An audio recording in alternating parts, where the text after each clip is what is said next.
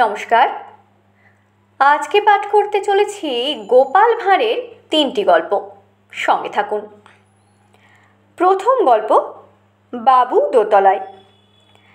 বর্ষাকাল। গোপালের মেটে ঘরের দাওয়ায় জল পড়ে পড়ে পিছল হয়েছে। গোপাল সেই দাওয়ায় চলতে গিয়ে দড়াম করে আছাড় খেলে। গোপালের স্ত্রী রান্নাঘর থেকে টিটকিরি দিয়ে উঠল, বেশ হয়েছে, যার পাকা ঘর করবার ক্ষমতা নেই সে আছাড় খাবে না তো করবে কি? গোপাল রেগে গিয়ে বললে, কি বললে? আমার পাকা ঘর করবার ক্ষমতা নেই? এতদিন চেষ্টা করিনি, তাই দেখো কালই পাকা বাড়ির ব্যবস্থা করছি। এই বলে সে খানিকক্ষণ বসে চুপচাপ ভাবলে, তারপর উঠে রাজবাড়ির দিকে রওনা হলো। সেখানে পৌঁছে মহারাজকে জোর হাতে নিবেদন করলে গোপাল, মহারাজ, আমার বহুদিনের ইচ্ছে গরিবের ভাঙা কুড়েতে একবার মহারাজের পায়ের ধুলো পড়ে। কাল যদি একবার সবার সবাইকে নিয়ে গরিবের বাড়িতে গিয়ে কিছু জলযোগ করেন তবে আমি ধন্য হয়ে যাই। মহারাজ তো গোপালকে খুবই ভালোবাসতেন, কাজেই গোপালের প্রার্থনা মঞ্জুর হয়ে গেল। তখনই স্থির হলো পরদিন মন্ত্রী সভাসদ সবাইকে নিয়ে মহারাজ গোপালের বাড়ি যাবেন। সেই দিনই বাঁশ কিনে গোপাল এক দোতলা সমান উঁচু জলটুঙ্গি তৈরি করলে নিজের বাড়ির সামনে। ওপরে একখানা ঘরের মতো তৈরি হলো, তাতে উঠবার জন্য একটা নড়বড়ে মই লাগিয়ে রাখা হলো তার গায়ে। সেই মইয়ের নিচে এক দারোয়ান বসালে গোপাল। তাকে যথা কর্তব্য উপদেশ দিয়ে গোপাল উঠল গিয়ে সেই জলটুঙ্গির ওপরের ঘরে। পরদিন নির্দিষ্ট সময়ে সাঙ্গপাঙ্গ নিয়ে মহারাজ এসে উপস্থিত। এসেই দেখেন অদ্ভুত দৃশ্য। গোপালের মেটে ঘরের সম্মুখে এক আকাশ ছোঁয়া বাঁশের জলটুঙ্গি, তার গায়ে এক নড়বড়ে বাঁশের মই এবং মইয়ের গোড়ায় এক তকমাটা দারোয়ান। এই অদ্ভুত কাণ্ড দেখে সবাই অবাক। গোপালের এ আবার কোন কীর্তি তাকে জানে। এ ওর মুখের পানে তাকায়। অবশেষে রাজা উচ্চস্বরে গোপাল গোপাল বলে হাঁক পাড়তে লাগলেন। তাতে দারোয়ান উঠে দাঁড়িয়ে সেলাম করে বললে, হুজুর, ডাকবার দরকার কি? বাবু ওপরে আসেন, আমার উপর হুকুম আছে। হুজুর এলেই যেন তাকে উপরের ঘরে নিয়ে যাওয়া হয়। এই সিঁড়ি দিয়ে উঠে চলুন দয়া করে। এই সময় মইয়ের ওপরের মাথায় গোপালকেও দেখা গেল।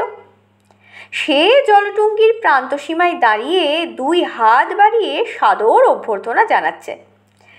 আসুন প্রভু, আসুন আসুন মহারাজ, আসুন আসুন দেওয়ানজি মহারাজ, আসুন আসুন মশাই, আসুন আসুন আসুন রায়গুণাকর, আসুন ইত্যাদি। রাজা খানিকক্ষণ এই ডাকাডাকি হাঁকাহাঁকি শোনবার পর বললেন, এই মই দিয়ে মাচায় উঠবার সামর্থ্য আমার নেই, আর উঠবই বা কেন? ওখানে কি আছে?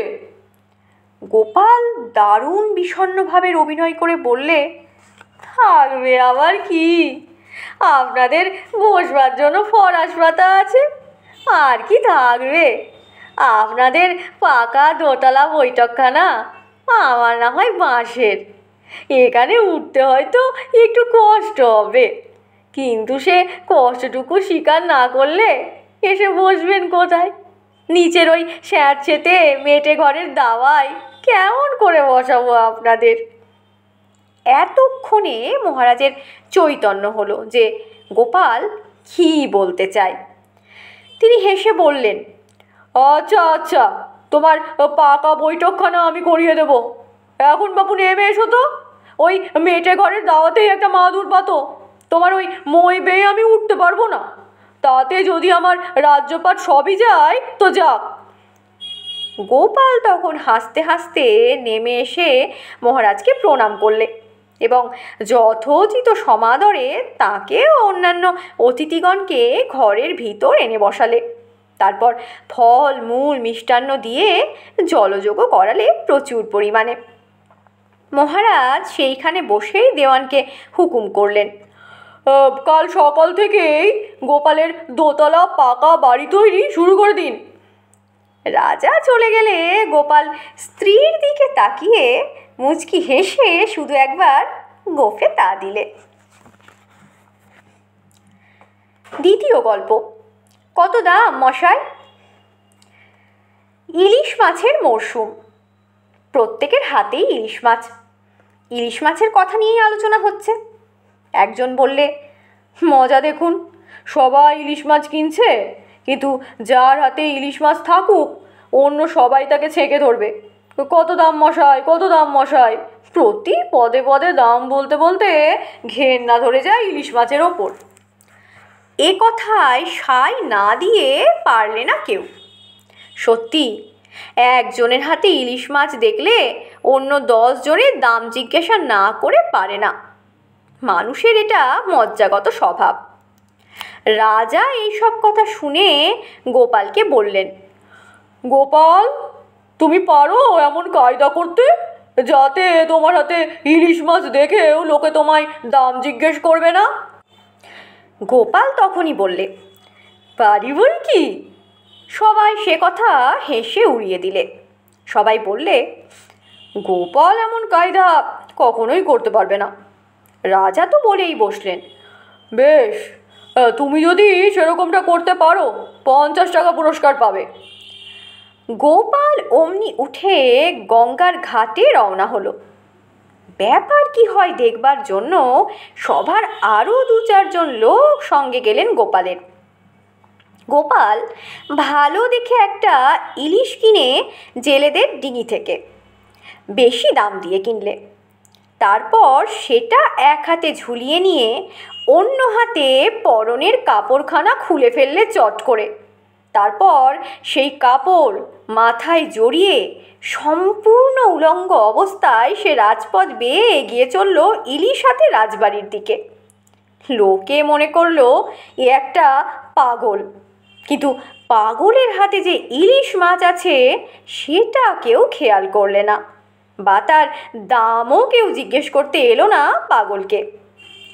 গোপাল রাজবাড়িতে ঢোকবার সময় আবার কাপড় পরে ফেললে এবং ইলিশ হাতে রাজাকে এসে বললে, আমি বাজি জিতেছি মহারাজ, গঙ্গার ঘাট থেকে রাজবাড়ি পর্যন্ত এই ইলিশ মাছ হাতে নিয়ে চলে এসেছি, কিন্তু কেউ আমায় দাম জিজ্ঞেস করতে আসেনি। সত্যি কি না এদের জিজ্ঞেস করুন, এরা আমার পেছনেই ছিলেন।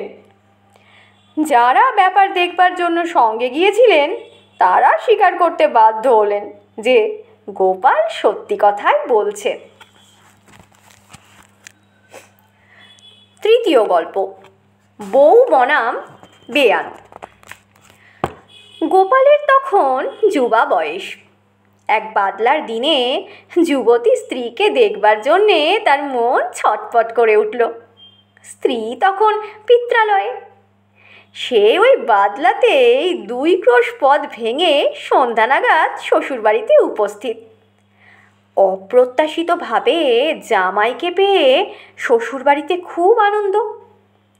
সেকালে রসিকতার ক্ষেত্রে পাত্রাপাত্র বিচার বড় একটা ছিল না। শ্বশুর জামাই শাশুড়ি পুত্রবধূতে মোটা রসিকতার আদান প্রদান অবাধেই চলত।